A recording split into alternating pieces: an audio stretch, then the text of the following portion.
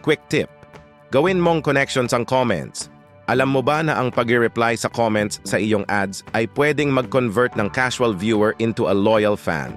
Meron tayong 4 steps niyan. Number 1, makinig ka mabuti. Bawat comment ay chance para matuto. Ano bang gusto nila? Ano ang hinahanap nila? Number 2, agad na tugon. Ang mabilis na reply ay nagpapakita na you care sa iyong audience. Number 3, magpakatotoo. Kalimutan muna ang script. Ang tunay na replies ay nagtatayo ng trust at relationships. Number 4, hikayatin mo sila. Magtanong ka din sa iyong mga sagot para mag-continue ang usapan. Gawin mo ito.